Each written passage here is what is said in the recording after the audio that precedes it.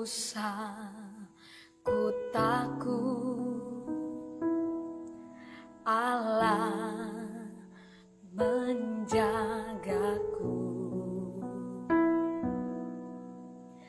Tak usah ku bimbang, Yesus peliharaku. Tak usah ku susah, Roh Kudus hiburku. Tak usah ku cemas, Dia memberkatiku. El Shaddai, El Shaddai, Allah Maha Kuasa. Dia besar, Dia besar, El Shaddai mulia. El Shaddai, El Shaddai, Allah Maha Kuasa. Berkat-Nya melimpah, El Shaddai.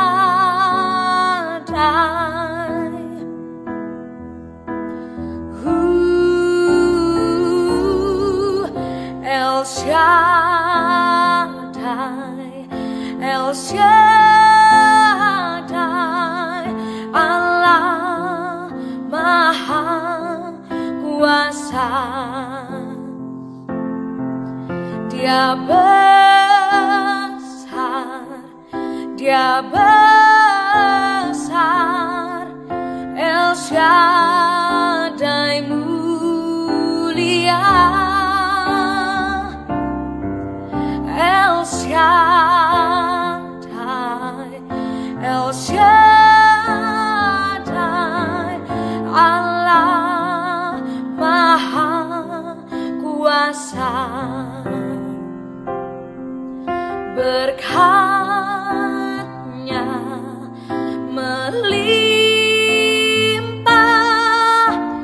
El Shaddai.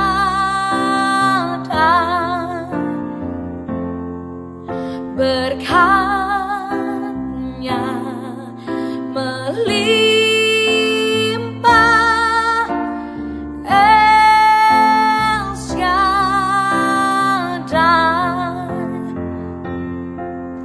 Berkat-Nya melimpah,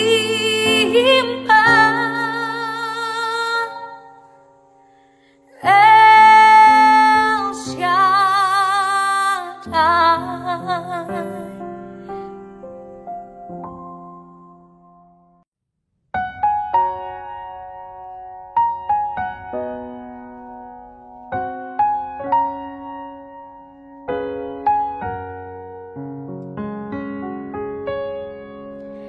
Tak ku tahu kan hari esok, namun langkahku tegap. Bukan surya ku harapkan, karena surya kan lenyap. Oh tiada ku gelisah akan masa menjelang. Ku berjalan serta Yesus, maka hatiku tenang. Banyak hal tak ku pahami dalam masa menjelang, tapi terang bagiku ini tangan Tuhan yang pegang. Makin teranglah perjalanan, makin tinggi aku naik, dan bebanku makin ringan, makin nampaklah yang baik. Di sanalah terang abadi, tiada tangis dan keluh. Di negeri seberang pelangi kita kelak akan bertemu. Banyak hal tak ku pahami dalam masa menjelang, tapi terang bagiku ini tangan Tuhan yang pegang. Banyak hal tak ku pahami dalam masa menjelang, tapi terang bagiku ini tangan Tuhan yang pegang. Tapi terang bagiku ini tangan Tuhan yang pegang. Tapi terang bagiku ini tangan Tuhan yang pegang.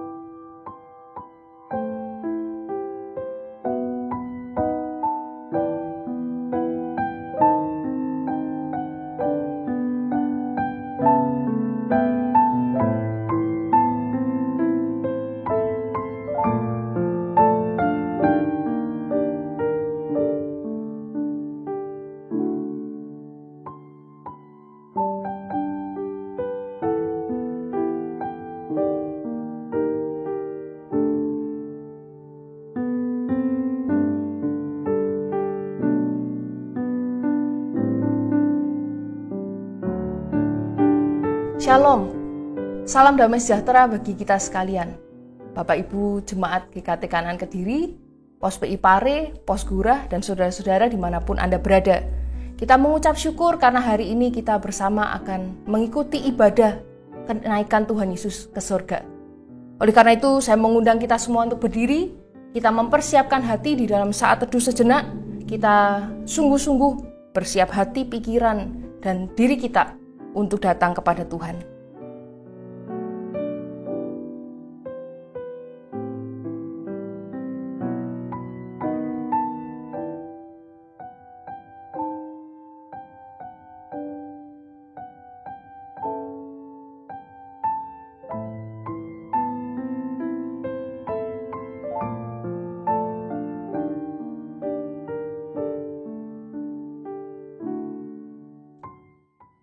Jemaat sekalian, marilah kita datang kepada Tuhan dengan sikap penyembahan. Bahwasanya pertolongan kita datangnya dari Tuhan, pencipta langit dan bumi. Kiranya damai sejahtera dari Allah Bapa, dari Tuhan kita Yesus Kristus, dan dari Allah Roh Kudus, menyertai dan memimpin ibadah peringatan kenaikan Tuhan Yesus pada hari ini.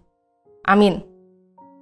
Jemaat sekalian, rangkaian peristiwa-peristiwa penting atau hari raya penting di dalam kekristenan sesungguhnya adalah momen yang istimewa. Kita tahu ada momen Natal, kemudian Jumat Agung, Paskah, dan hari ini kita peringati kenaikan Tuhan Yesus. Dan nanti beberapa hari yang akan datang, kita akan memperingati hari Pentakosta. Momen di mana kita mengingat akan segala cinta kasih Tuhan yang begitu besar bagi kita orang berdosa. Allah Bapa yang mengasihi kita, mengorbankan anaknya yang tunggal, supaya kita orang yang berdosa ini memperoleh juru selamat. Dia yang dikorbankan menderita bagi kita, mati di kayu salib, tetapi dia juga bangkit. Dan pada hari ini kita peringati, dia juga naik ke surga, membawa pengharapan bagi kita sekalian. Jaminan yang membuat kita bisa hidup dengan penuh syukur dan damai sejahtera. Demikian juga Roh Kudus yang diberikan, yang hadir di tengah dunia ini, dan hadir di dalam kehidupan kita, untuk menjadi penguat, penghibur, dan penolong bagi kita. Begitu besarnya kasih Allah bagi kita. Oleh karena itu, mari saya mengajak kita semua untuk mengucap syukur dengan penuh sukacita. Bersyukurlah kepada Tuhan, sebab Tuhan itu baik, bahwasanya untuk selama-lamanya kasih setianya. Pujian bersyukurlah kita nyanyikan bersama-sama.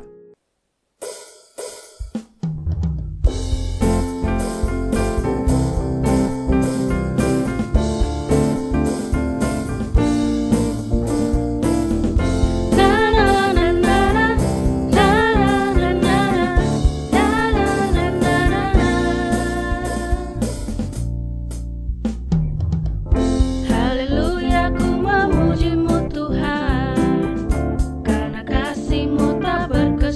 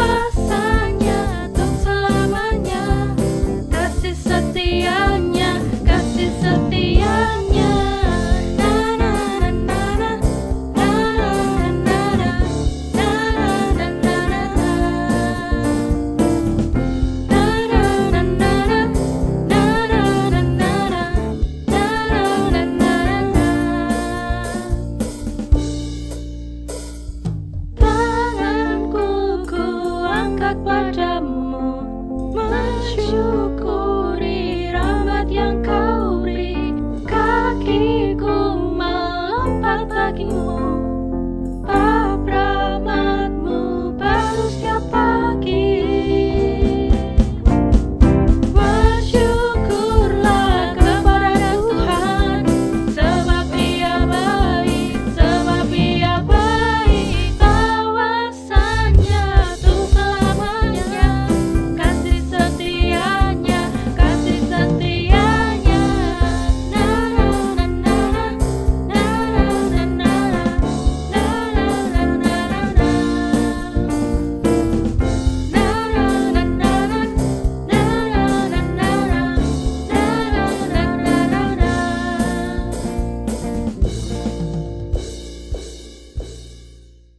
Mari sidang jemaat Tuhan, kita masuk di dalam doa.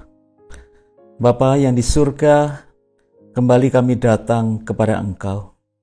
Kami sungguh bersyukur bahwa di tengah-tengah pandemi COVID-19, kami tetap boleh merayakan hari kenaikan-Mu ke surga.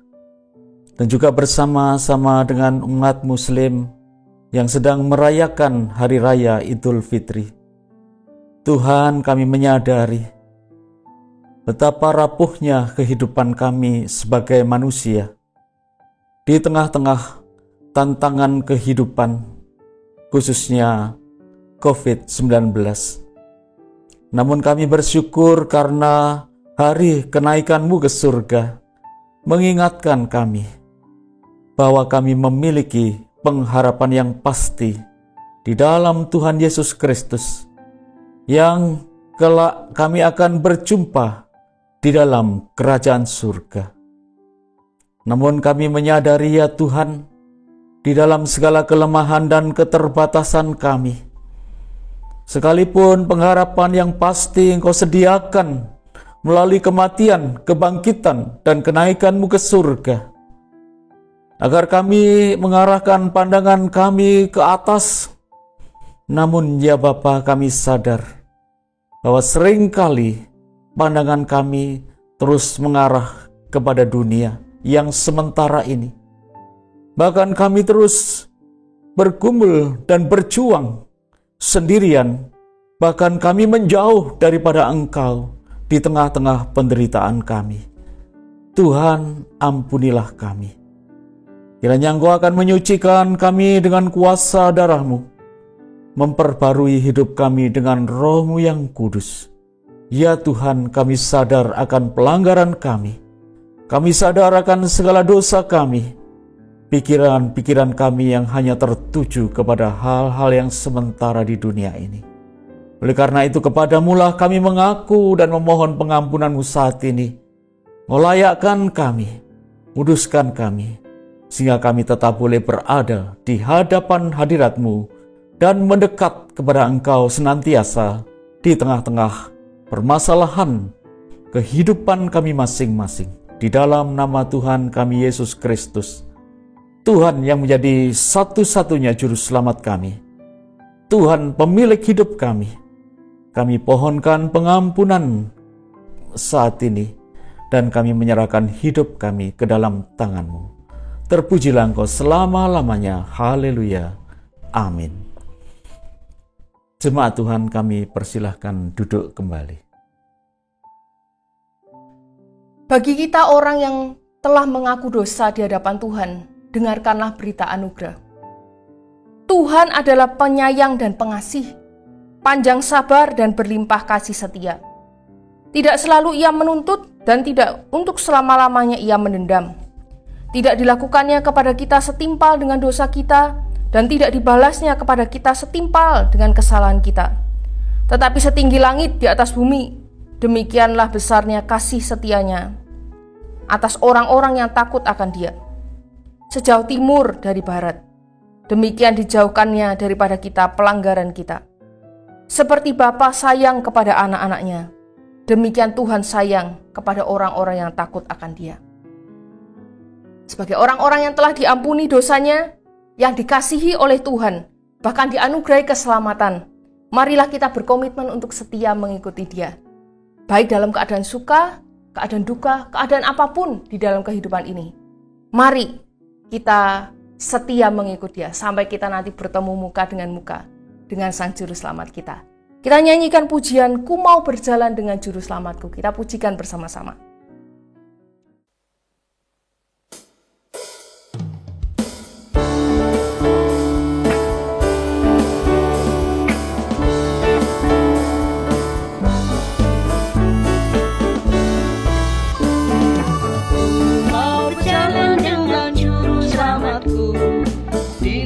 Berbunga dan berair sejuk, ya kemana juga aku mau mengikutnya, sampai aku tiba di negeri Baghdad. Ikut Tuhan Yesus, ku tetap mendengar dan mengikutnya. Ikut Tuhan Yesus, ya kemana juga ku mengikutnya.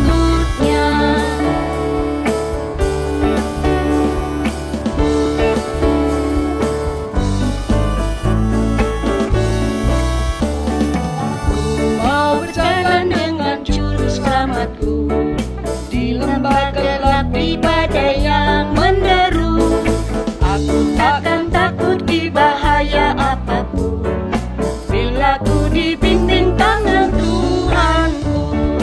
Ikut Tuhan Yesus, ku tetap mendengar dan mengikutnya. Ikut Tuhan Yesus, ya kemana juga ku mengikutnya.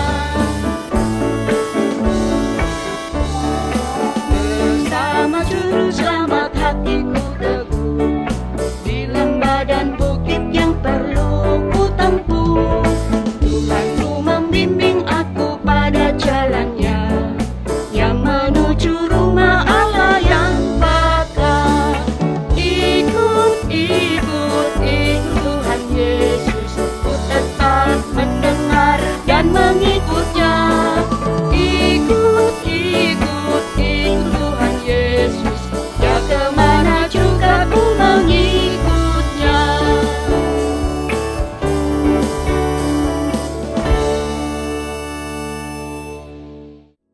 Jemaat sekalian, saya mengundang kita semua untuk berdiri. Mari bersama dengan seluruh orang percaya di segala abad dan di segala tempat, kita mau mengikrarkan pengakuan iman kita seturut dengan pengakuan iman rasuli yang berbunyi demikian.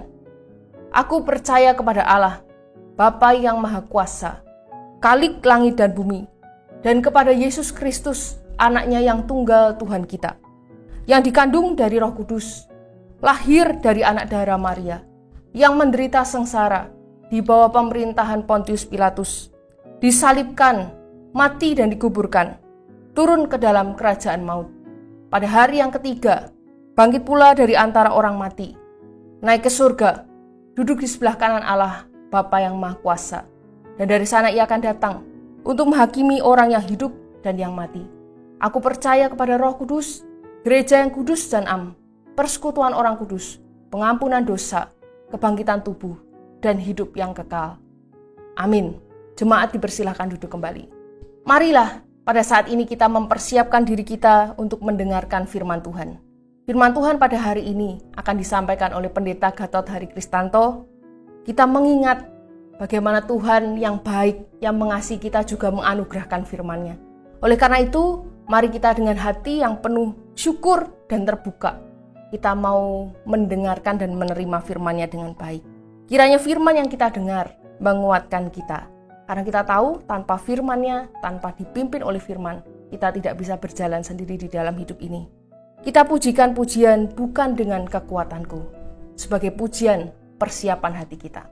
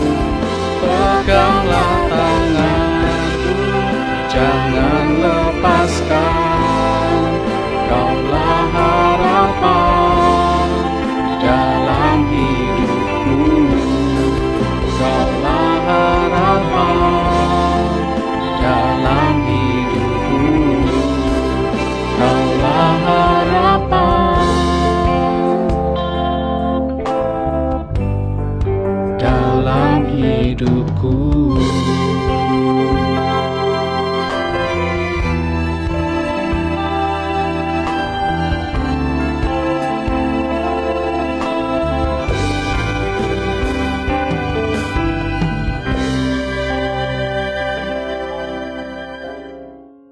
Salam damai sejahtera, Bapak Ibu Saudaraku jemaat Tuhan dimanapun berada, dan kita bersyukur hari ini hari yang khusus bagi kita untuk mengingat kembali bagaimana Allah dimuliakan di dalam Kristus pada saat peristiwa kenaikan ke surga.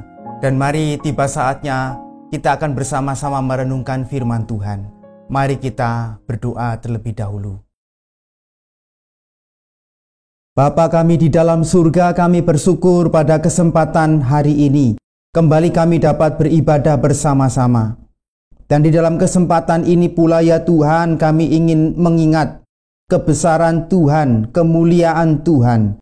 Engkau yang sudah di surga dengan segala kemuliaan Tuhan. Engkau juga yang memberikan segala firman dan kebenaran-Mu kepada kami, anak-anak Tuhan yang hidup di tengah dunia ini. Sehingga kami beroleh petunjuk dari Tuhan untuk melakukan apa yang Tuhan inginkan. Oleh karena itu pada saat ini dalam ibadah khusus ini, untuk merayakan kemuliaan Tuhan yang naik ke surga, kami juga akan menyediakan hati kami terbuka lebar untuk merenungkan firman Tuhan. Roh Kudus kiranya bekerja di dalam hati dan pikiran kami masing-masing. Pakai dan tolong hamba-Mu yang terbatas ini, supaya melalui perenungan ini firman Tuhan menjadi berkat bagi kami semua. Terpujilah Engkau ya Tuhan yang dimuliakan. Kami serahkan waktu pemberitaan firman-Mu di dalam nama Tuhan kami, Yesus Kristus. Amin.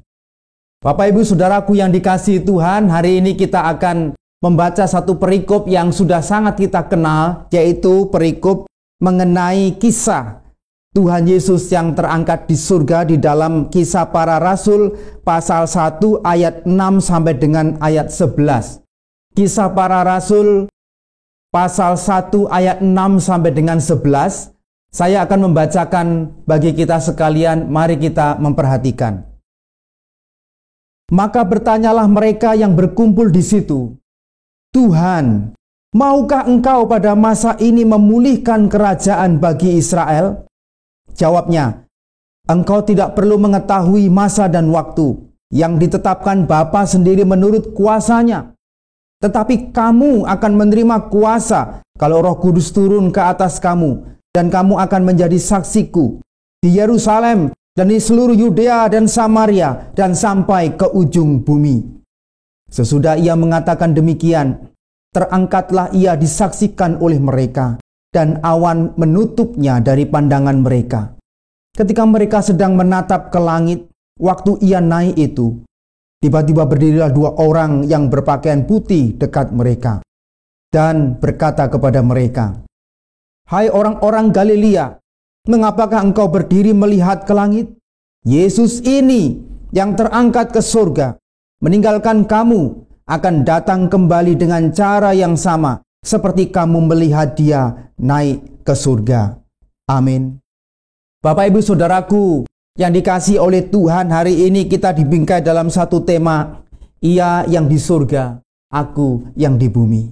Bapak Ibu Saudara yang dikasihi oleh Tuhan, kalau kita pernah mengalami peristiwa ditinggalkan, ditinggalkan adalah peristiwa yang tidak mengenakkan dalam kehidupan kita, membawa ingatan dan kenangan yang sangat dalam. Terlebih-lebih jika yang meninggalkan kita itu adalah orang yang mengasihi kita dan kita kasihi. Bapak Ibu Saudara yang kasih oleh Tuhan, kalau kita pernah mendengar tradisi yang ada di Irian Jaya, mungkin kita pernah mendengarnya tradisi di sana, bagaimana jika salah seorang keluarga atau anak itu mungkin meninggal dunia, maka salah seorang keluarganya atau yang sangat dekat atau papanya atau mamanya, ia harus merelakan satu ruas jarinya untuk dipotong. Ketika meninggal, maka satu ruas jari akan dipotong. Maka di suku-suku tertentu di sana ada banyak orang yang kehilangan jarinya. Makin banyak kehilangan jarinya, maka dia memiliki makin banyak pengalaman duka cita, kehilangan orang-orang yang dikasihinya. Bapak Ibu saudara yang kasih oleh Tuhan, seorang akan memutuskan jari tangannya sebagai wujud duka dan juga sekaligus pengingat bahwa orang yang dikasihinya telah tiada. Dan setiap ia mengingat jarinya, dia akan selalu mengingat orang yang dikasihinya. Bapak Ibu saudara yang kasih oleh Tuhan, kalau kita melihat peristiwa para murid-murid sudah selama 3 tahun lebih mereka bersama-sama dengan Tuhan. Apakah selama itu hanya akan bisa menjadi kenangan bagi mereka semata? Hanya dinikmati sebagai kenangan semata ketika mereka ditinggalkan oleh Tuhan dalam peristiwa kenaikan ke surga. Kalau Tuhan sudah turun, mengapa Tuhan harus naik lagi? Kalau Tuhan sudah bangkit dan kemudian bersama-sama dengan mereka sepanjang 40 hari lamanya memberitakan firman, mengajar para murid-murid, mengapa harus pergi dan naik ke surga?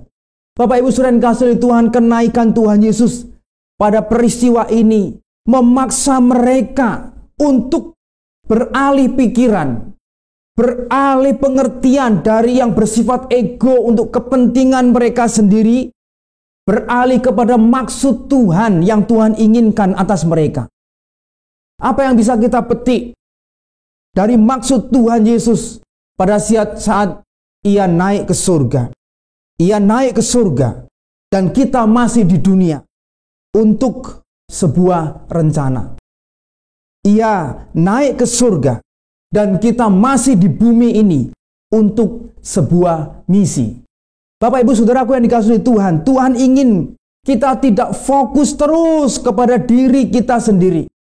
Pada saat kita kehilangan, pada saat perasaan duka, pada saat pergumulan. Tetapi ia ingin kita beralih untuk mengerjakan pekerjaan-pekerjaan Tuhan. Rencana Allah tidak berhenti hanya pada kita. Tidak berhenti pada momen kehidupan kita semata. Tetapi terus harus terjadi sampai kepada kekekalan. Bapak Ibu saudara yang kasih oleh Tuhan, kalau kita melihat kembali peristiwa pada saat itu, kita membaca pada ayat yang ke-6, bagaimana ada indikasi murid-murid yang mulai tidak sabar dengan keadaan Israel di tengah-tengah penderitaan, di tengah-tengah kondisi pada saat itu. Mereka rindu untuk mengalami pemulihan dan kesejahteraan dan bahkan kejayaan kembali. Dan pada saat itu pertanyaan itulah yang diajukan kepada Tuhan Yesus. Murid-murid ingin segera dipulihkan keadaan Israel. Tapi rupa-rupanya itu bukan yang menjadi pemikiran Tuhan Yesus. Bapak Ibu saudara yang kasih Tuhan, mereka berpikir kalau Yesus sudah bangkit, kalau Yesus sudah menang, maka sekaranglah gilirannya kita menikmati kemenangan itu. Sekaranglah gilirannya kita untuk merasakan buah dari kemenangan itu dan mengalami kenyamanan dan sejahtera ketika sudah mengalami kemenangan. Bapak Ibu, apalagi pada saat itu mereka masih ada di dalam keadaan yang menderita, terpojok, terancam, mereka ada di dalam ketakutan. Tentu mereka ingin segera untuk dipulihkan. Sekarang gilirannya mendapat bagian. Kira-kira demikian yang mereka sedang harapkan pada saat itu. Untuk menggenapi apa yang dijanjikan sejak dahulu kala. Di dalam janji kepada kerajaan keturunan Daud untuk selama-lamanya di dalam kejayaan. Dan pertanyaan pada ayat yang ke-6 ini, Bapak Ibu Saudara yang dikasihi Tuhan, bukanlah pertanyaan secara spontan muncul tiba-tiba begitu saja. Bukan. Ini adalah sebuah pertanyaan yang sudah dipikirkan bersama-sama. Pertanyaan yang sudah menjadi kesepakatan para murid-murid. Kira-kira inilah yang harus menjadi pembicaraan utama ketika mereka berjumpa dengan Tuhan Yesus yang sudah menang itu. Yaitu apa? Pemulihan bagi Israel. Kemenangan bagi Israel. Kejayaan bagi Israel. Yang tentunya mereka pasti memiliki dasar-dasar latar belakang. Termasuk bagaimana Tuhan Yesus sempat membicarakan soal tahta itu dalam Lukas pasal 22 ayat yang ke-30. Bahwa mereka juga akan bersama-sama berada dalam tahta untuk menghakimi suku-suku yang lain. Dan sekarang mereka berpikir tidak ada kesempatan yang lain lagi. Tidak ada hal yang lain lagi yang bisa memuaskan menggembirakan mereka di masa kemenangan ini, kecuali mereka duduk bersama-sama dengan Kristus di atas tahta dengan segera. Dan mereka tidak sabar untuk menunggu hal itu. Bapak Ibu Saudara yang dikasihi oleh Tuhan. Mengenai apakah soal maksud murid-murid mengenai terkait kerajaan dunia ini secara politik atau secara rohani, memang tidak tahu secara persis. Tapi soal itu Tuhan Yesus sudah singgung. Tuhan Yesus sudah koreksi di masa-masa yang lampau bahwa kerajaannya bukan dari dunia ini. Kerajaannya bukan dari bumi ini. Dan itu tersirat memang pada ayat yang ke-7. Bagaimana Tuhan Yesus juga tidak mengkoreksi pertanyaan para murid-murid. Justru Tuhan Yesus menegur pertanyaan murid itu terkait soal kapan. Terkait soal masa dan waktunya. Kapan Tuhan dipulihkan? Mau enggak sekarang Tuhan memulihkan? Nah, itu yang dikoreksi oleh Tuhan Yesus. Hal ini tidak perlu diberitahukan kepada mereka.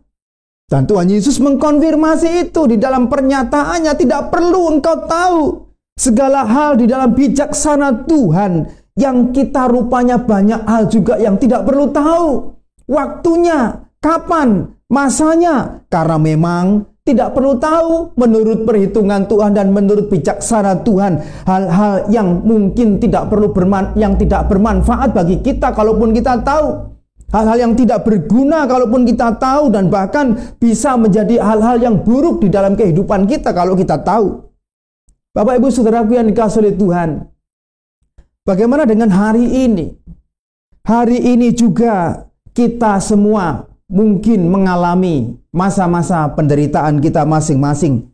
Di tengah-tengah pandemi yang seperti ini sekalipun, merasakan ketidaknyamanan karena kondisi ini. Mungkin sakit penyakit, mungkin juga bahkan perlakuan kelompok-kelompok orang yang mengatasnamakan agama namun menekan, menyingkirkan orang yang beragama yang lain. Kita merasa bahwa kita sudah percaya Tuhan Yesus. Di dalam Yesus ada kuasa besar. Kita merasa bahwa kita adalah orang-orang yang sudah setia berpuluh-puluh tahun lamanya untuk mengikut dan mengiring Tuhan. Dan bahkan kita sudah berkorban untuk melayani. Kapan waktunya? Kita juga merasa tidak sabar dengan kondisi ini mungkin. Bapak Ibu Saudaraku yang dikasihi oleh Tuhan. Sehingga topik-topik pembicaraan kita itu terkait tentang hal ini. Kapan ini semua beres? Kapan masanya? Kapan waktunya kita dipulihkan? Kapan? Kita bertanya-tanya. Dan secara khusus bertanya kepada Tuhan. Banyak yang mulai tidak sabar, Bapak Ibu Saudara yang dikasihi Tuhan, dan kemudian menjadi kecewa. Banyak yang mulai tidak sabar, kemudian meronta-ronta. Banyak yang sudah mulai undur, yang sudah tidak peduli lagi mengenai Tuhan itu bagaimana dan firman-Nya dan bahkan kehidupan rohani mereka.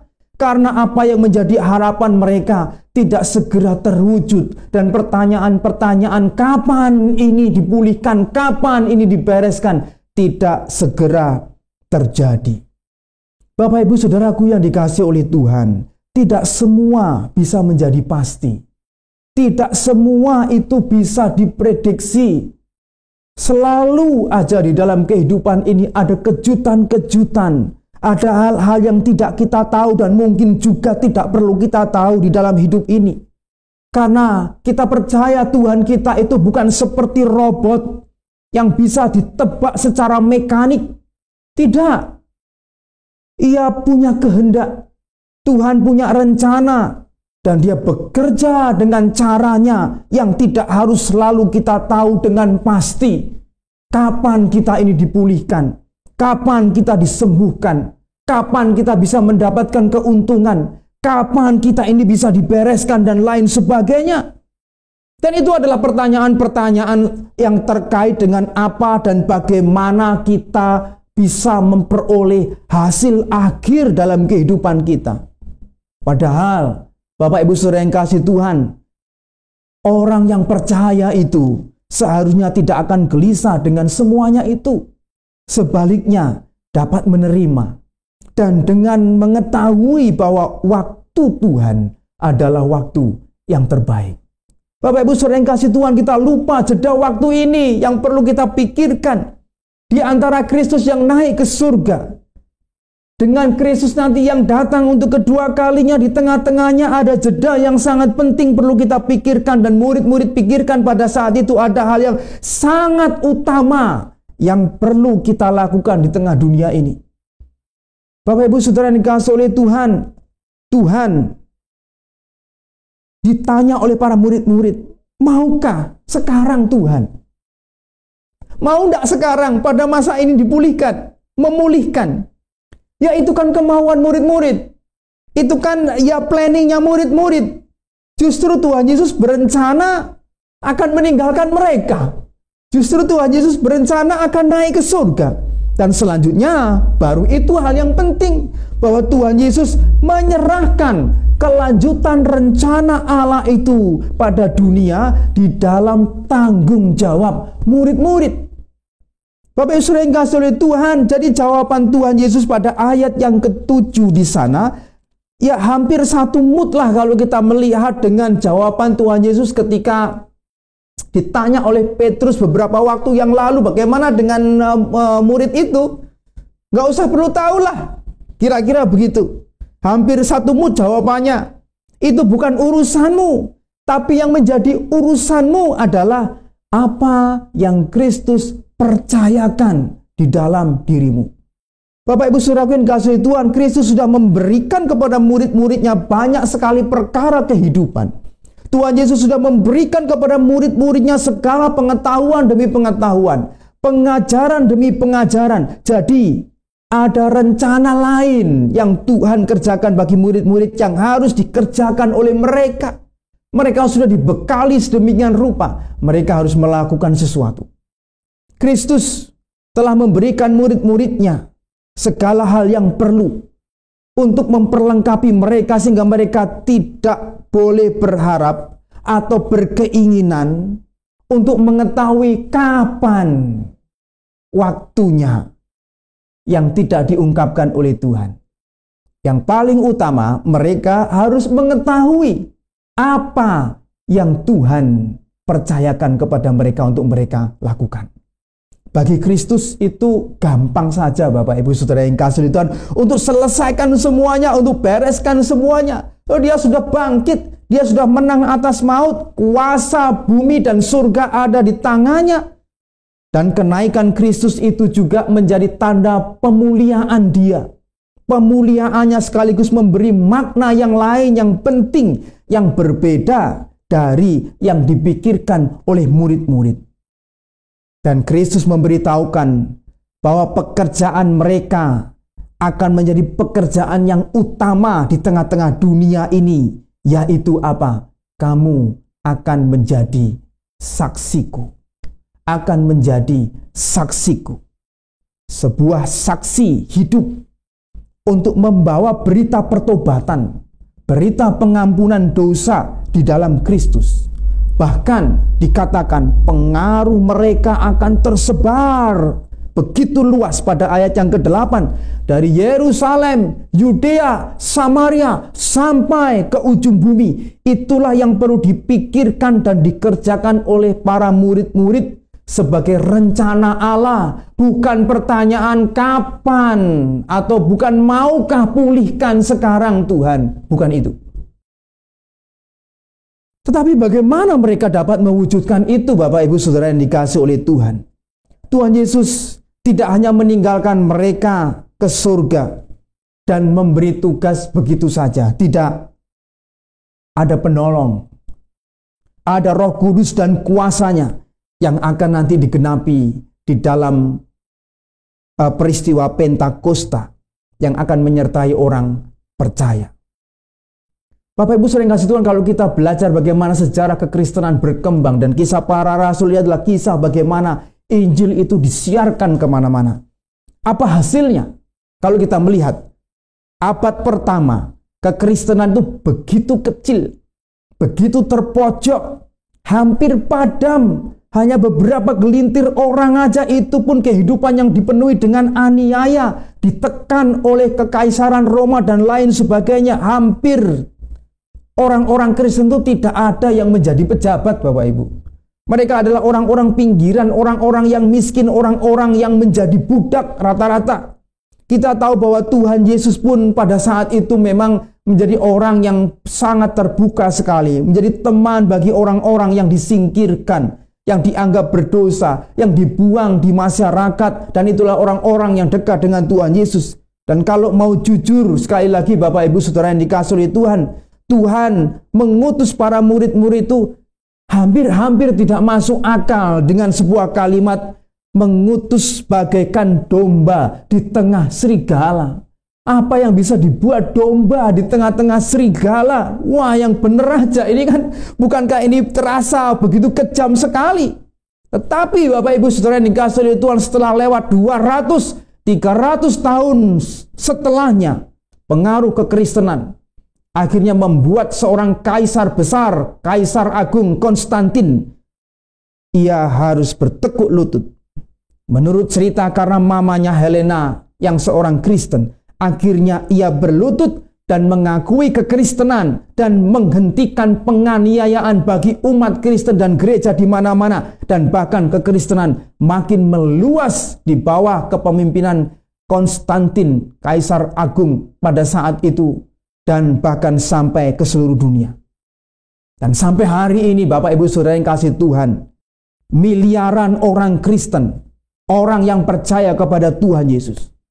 Kok bisa itu bisa terjadi? Apakah dengan pemaksaan? Bukan. Apakah dengan perang? Enggak. Apakah dengan ancaman? Tidak juga. Intimidasi? Tidak. Lalu, mengapa bisa terjadi? Karena kuasa Roh Kudus. Roh Kudus yang memakai kesaksian orang percaya. Roh Kudus yang bekerja. Tuhan Yesus berkata bahwa ia harus pergi. Namun kuasa Roh Kudus menyertai hidup kita. Kuasa atas apa? Kuasa atas pergumulan, penganiayaan, penderitaan, kesulitan hidup. Sehingga tetap memegang iman dengan kuat, dengan erat, dan menjadi saksi iman di tengah penderitaan itu. Kuasa atas apa? Kuasa atas pertobatan orang-orang yang percaya saat Injil itu diberitakan. Roh Kudus bekerja bukan karena teknik kita yang canggih, bukan karena kemampuan kita, bukan karena keahlian dan fasih lidah kita untuk memberitakan Injil, tetapi karena anugerah dari Tuhan yang dikerjakan oleh Roh Kudus mencelikkan mata rohani orang-orang yang tidak percaya kemudian bisa menjadi percaya. Puji Tuhan untuk pekerjaan besar Tuhan melalui anak-anak Tuhan. Bapak Ibu Saudara yang dikasihi oleh Tuhan, untuk kita hari ini mengenai masa dan waktu, kita hanya tahu secara umum.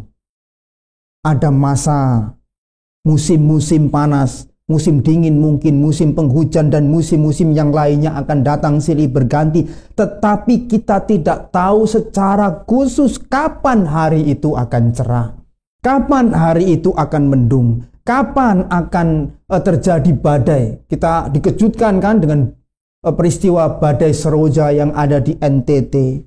Kemudian peristiwa-peristiwa gelap lainnya termasuk COVID-19 yang masih kita rasakan sampai dengan saat ini. Dan bahkan badai yang sangat besar yang ada di India yang merenggut nyawa begitu banyak karena pandemi yang ada di sana beberapa waktu ini. Jadi Bapak Ibu Saudara yang kasih Tuhan, berkenaan dengan urusan-urusan kita di dunia ini.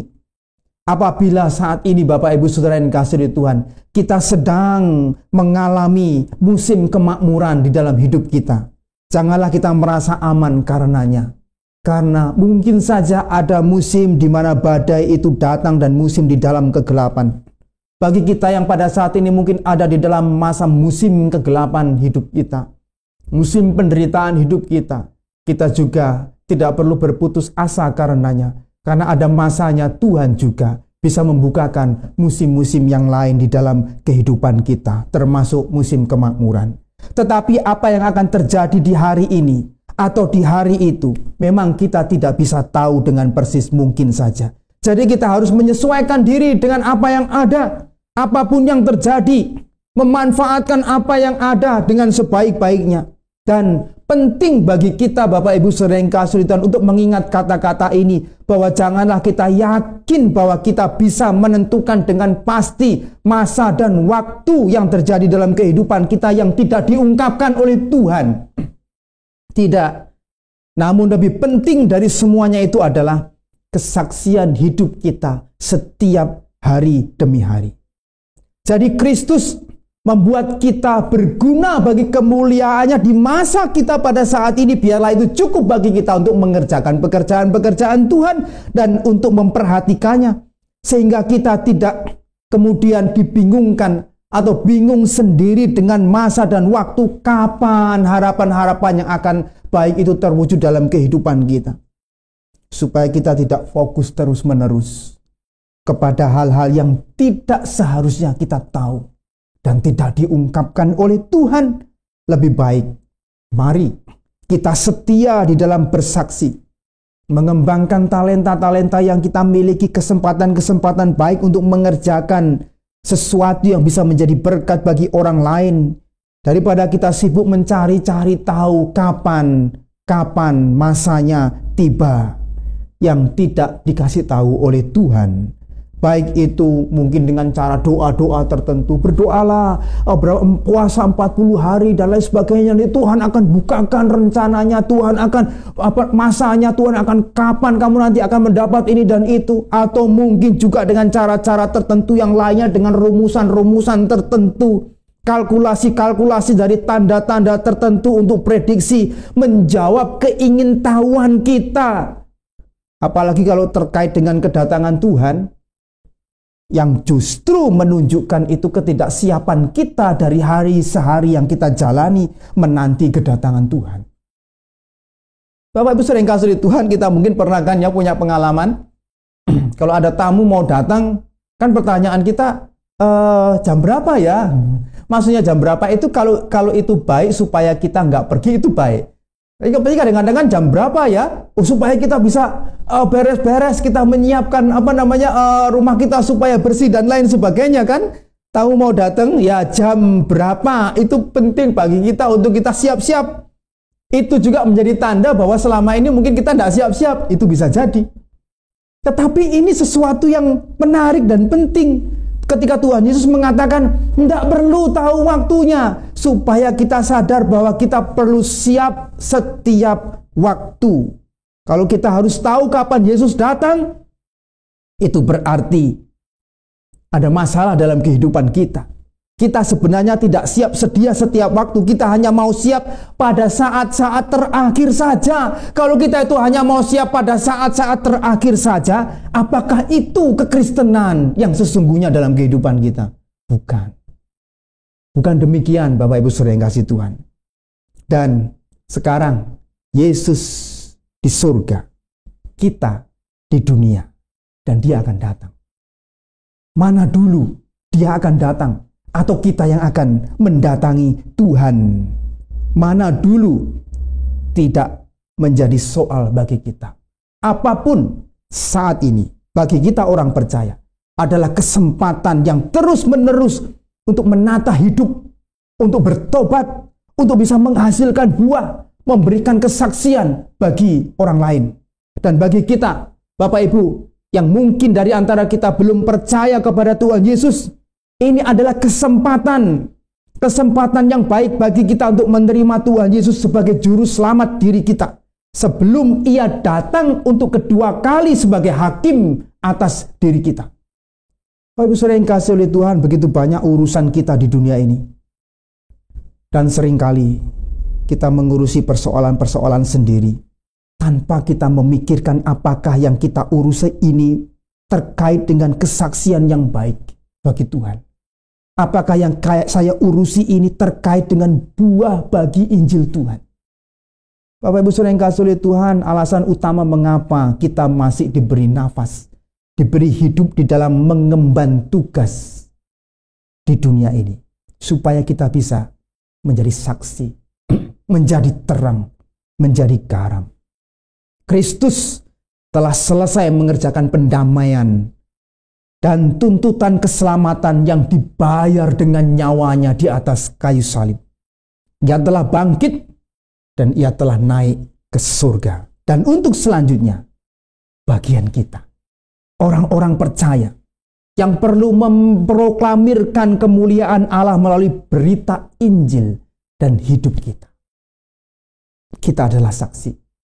Kita adalah saksi. Saksi apa? Bukan saksi, oh enak loh jadi orang Kristen, kalau misalkan persekutuan kita ada makan-makannya. Bukan itu. Enak loh jadi orang Kristen kalau ke gereja, doa-doa kita itu lebih banyak dikabulkannya. Bukan itu.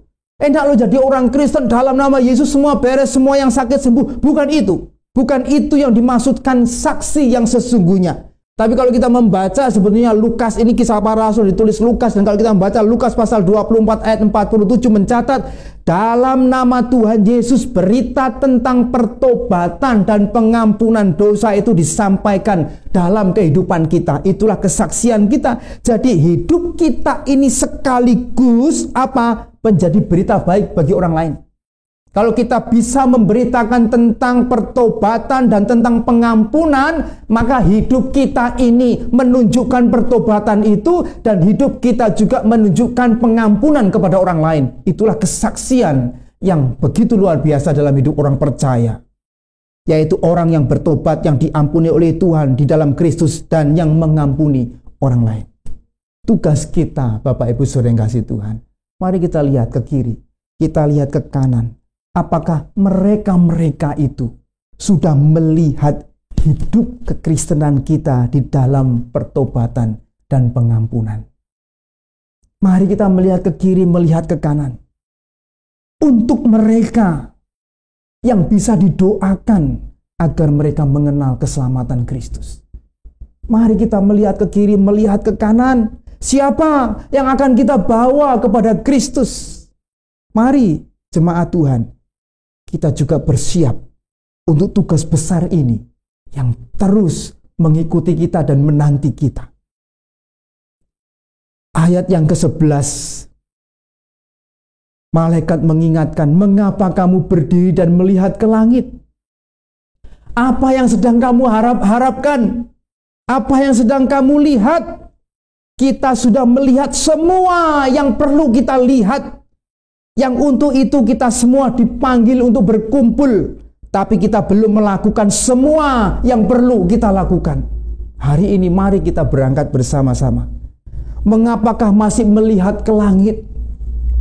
Seperti orang yang mungkin kebingungan, seperti orang yang takut, seperti orang yang terkejut dan mungkin habis akal, melongo melihat ke langit.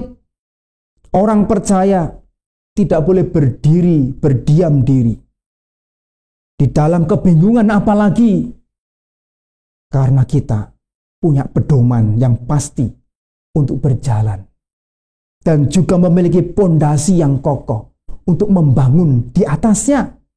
Karena itu, dua malaikat diutus untuk memberi peneguhan dan penghiburan bahwa Yesus yang terangkat ini akan datang kembali.